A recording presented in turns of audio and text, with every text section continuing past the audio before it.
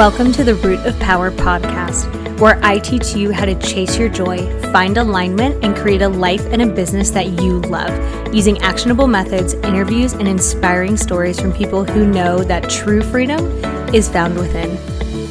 I'm your host, your always hype woman and sometimes ass kicker, Amanda Chills, and I am so proud of you for choosing to step into your power. Come along, we've got dreams to build.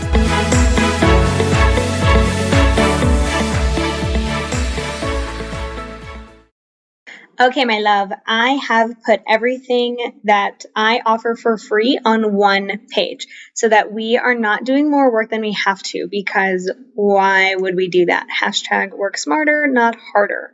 So livemyhappyhealth.com/free. You are going to find everything I've created for not only leveling up in your personal life and building a life that you love, but leveling up in your business life and building a business that you love. Okay? livemyhappyhealth.com/free. Love you.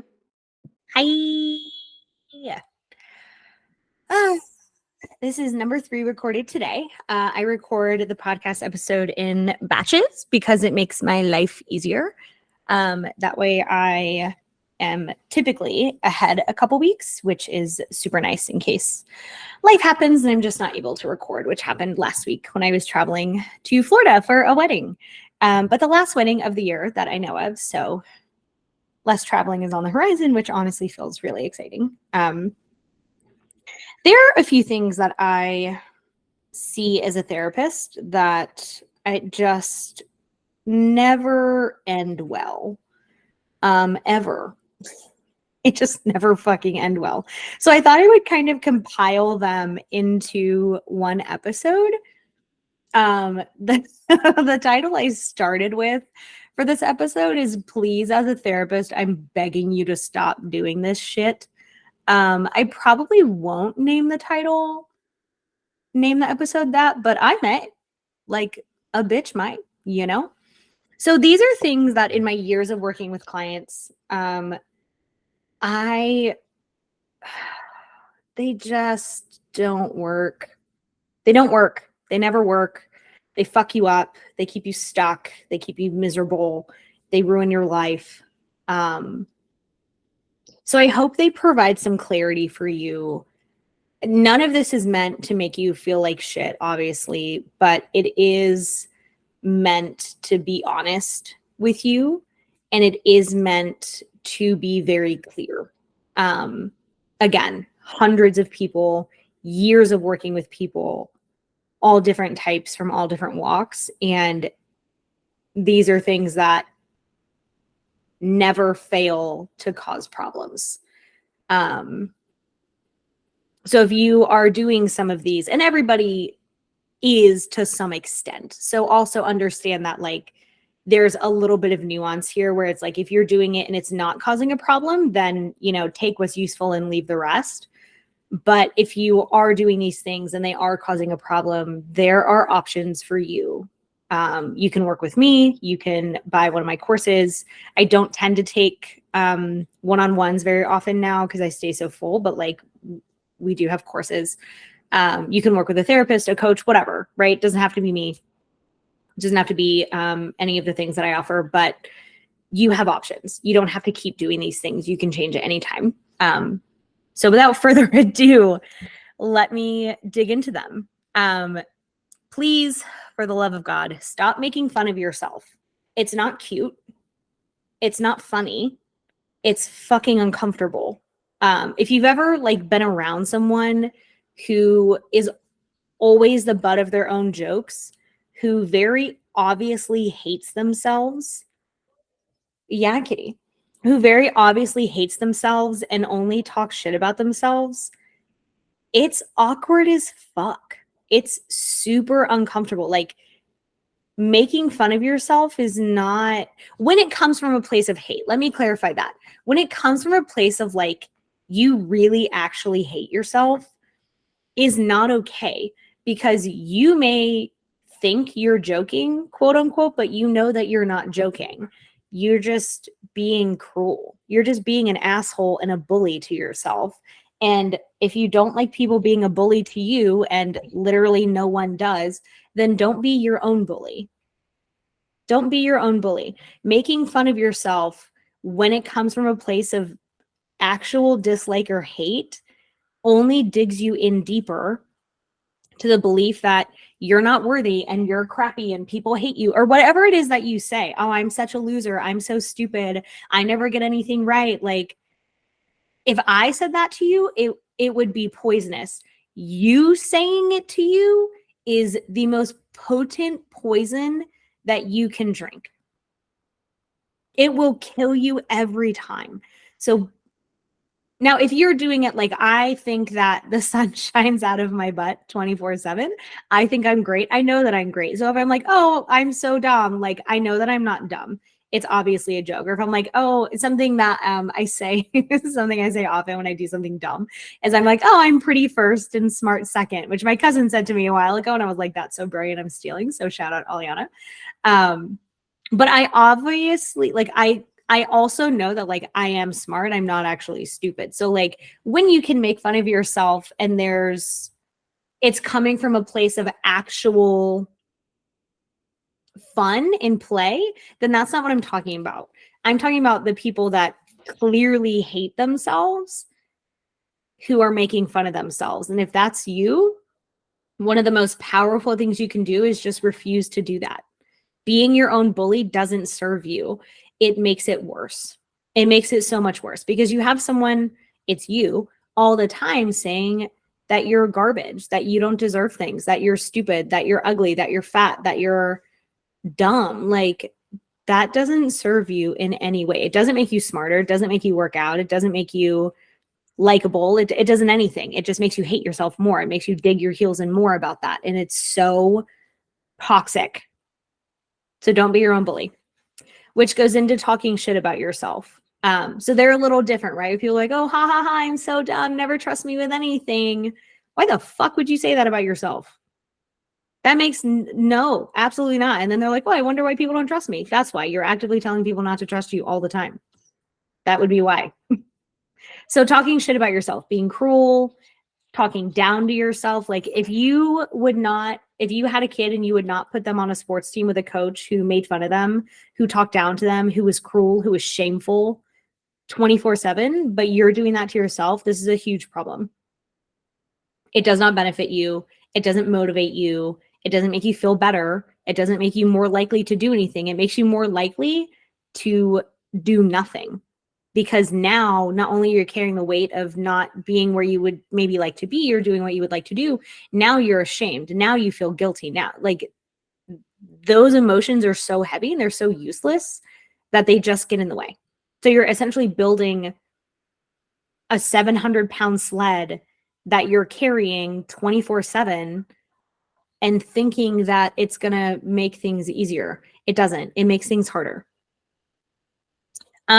Next one, identifying with your anxiety or depression or trauma. Also, this goes into making jokes about it. Oh, I'm just anxious all the time. I'm anxious. I'm anxious. Everything makes me anxious. That makes me anxious. I'm anxious. I'm an anxious person. I'll never not be an anxious person. I'm depressed. I'm always depressed. I'll always be depressed. Everyone's depressed. I was traumatized. That was traumatizing to me. I have PTSD from that. Maybe you do, right? I'm not saying that you don't experience anxiety or experience depression or experience trauma or that you don't have symptoms of PTSD. What I'm saying is when you internalize them, when you make them your identity, they become stuck. I'm a woman. I'm a brunette. I'm 5'1". Those things are not changeable unless I were trans, in which case I could change them, but I'm not trans. I'm heterosexual. Those are things that are actual identities. I'm Cuban. I'm white. Those things don't change. But when you make something your identity, when you say, I am X, it becomes an identity. And people do it all the time. And they don't realize that it's making them stuck. So they'll come and they'll say, I'm anxiety. I'm anxious. I'm depressed. I'm traumatized. And I say, well, hi, traumatized. Nice to meet you. I'm Amanda. It's not an identity, but identities become stuck. And our brain goes, oh, if that's what we are forever. Well, then I'm not going to change it. So then it becomes much harder to heal. And you can heal those things. And a lot of people think, well, you can't heal them, so I'll be anxious forever. No, you won't. You don't have to. I mean, I wouldn't recommend it. It's definitely not a good time. So making anxiety, trauma, bipolar, whatever your identity keeps you stuck. It's a problem.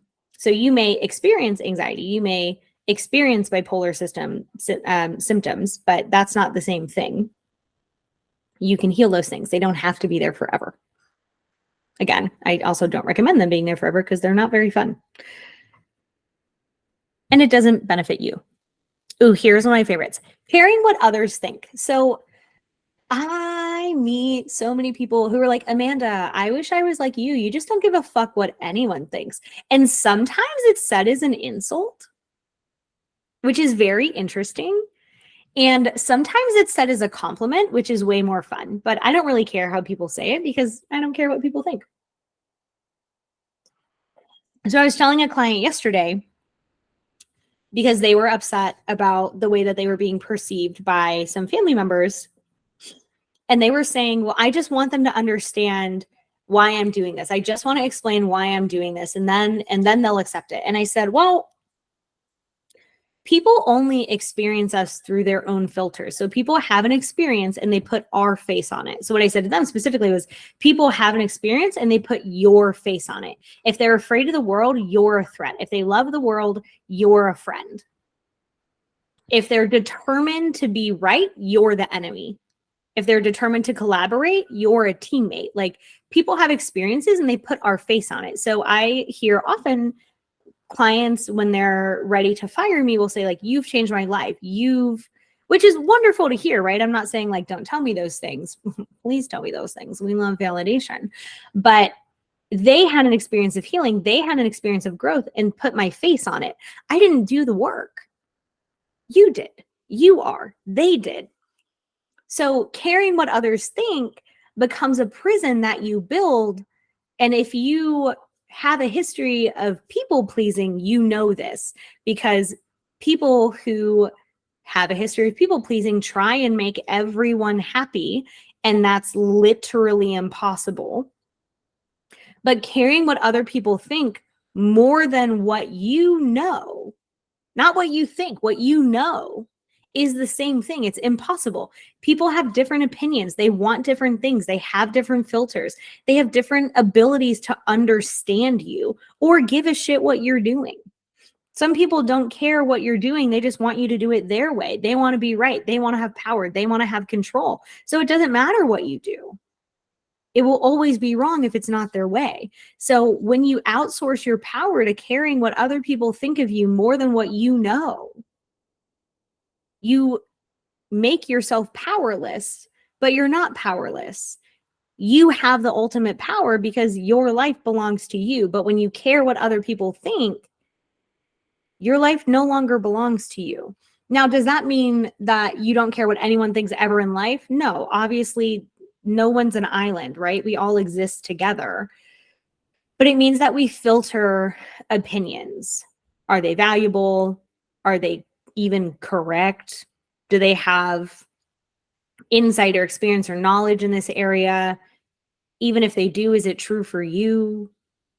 Lots of people are like, oh, you can't have colored hair and be a good therapist. That would be such a stupid thing to listen to. Who cares? Not me. But if I was like, God, I really want colored hair, but one person said that I would be unprofessional, well, I'm gonna do whatever they say. Meanwhile, they would never work with me anyway. And they're going to continue to think I'm unprofessional for whatever other reason. Oh, I better get rid of all of my tattoos and never show them, because what if people think I'm unprofessional? Who cares? Who cares? Those are not my people. It doesn't matter. I literally don't give a fuck. It doesn't matter. Oh, what if I cut my hair short and people think I'm ugly? Well, do you like your hair short? That's what matters.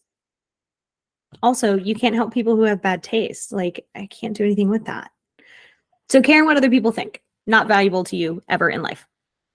Making decisions from fear instead of love. This is something I see all the time. A big theme for a lot of these things that I implore you and I hope and wish you stop doing is that they build a prison. They build you a prison. And then you live in prison and it sucks when you were born to be free and to live by your own rules.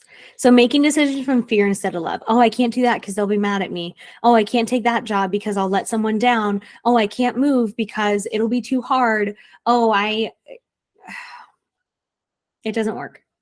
Make decisions from love. What would you love to do? What would you love to have? What would you love to experience? Make decisions from that. So much more fun, I promise you. Justifying people doing cruel things to you because they're struggling. Well, hurt people hurt people. So I'm just going to let it go. Well, I know they're really struggling so hard at work. So when they come home and scream at me and punch holes in my wall, I work is just so stressful for them.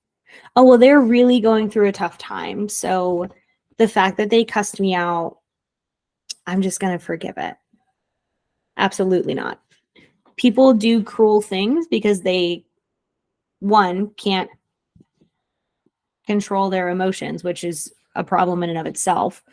Or two, they can control their emotions in areas where they think they won't get away with it, right? So I can't tell you how many people I've worked with where they say, well, like they just have an anger problem. They're so stressed. They have an anger problem. And I say, oh, do they cuss their boss out? Do they threaten their boss? Do they pin their boss against a wall? Oh, they don't. They do it to you. So what that tells me is they very much can control their anger. They choose not to because they'll get away with it with you. That's not someone who can't control something. That's someone who very much can control what they're doing.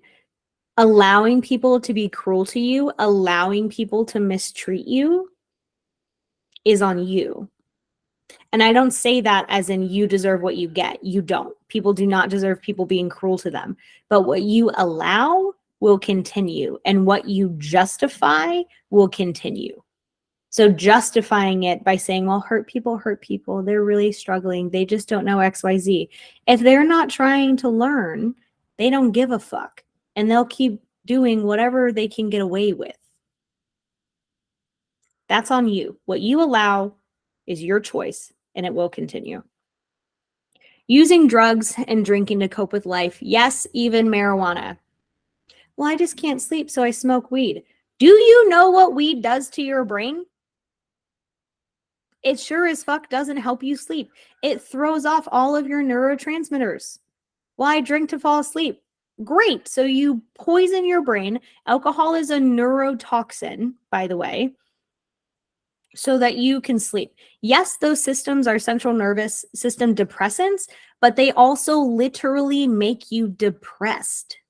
Oh, I just can't deal with this. I'm going to take a Klonopin. What are you doing? What are you doing? Now, do those things have their place? Prescribed medications do. But I have weed as a prescription. Yeah, and you probably abuse the fuck out of it. I've never met anyone who...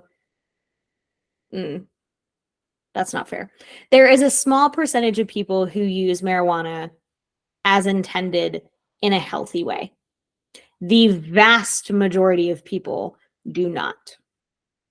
And if you think it helps with your mental health, I promise you it doesn't. I promise you it doesn't. It wrecks you. That's what it does. Yeah, but I feel less anxious when I smoke weed. Right. And when you stop smoking weed, you feel more anxious. Right. Because it fucks your neurochemistry. Well, but I just drink when I've had a really hard day. Yeah, that's a problem. Using outside regulators to regulate your nervous system is a problem because you become dependent on them. Because your threshold for discomfort gets smaller. And so then you use those substances more or more often, both of which are a problem. Now, if you're someone who uses recreationally and it doesn't cause problems, live your dream, live your life, vibe, right? I'm not saying be completely sober, although that's a great idea. But if you're like, I'm not giving it up, I do it recreationally, sporadically, this is your dream, not mine. Do whatever makes you happy and long-term is helpful. but using it to cope with life, using it to regulate your system because you don't feel like you can tolerate discomfort is a slippery slope, my friend. It's so slippery. Staying in jobs you hate.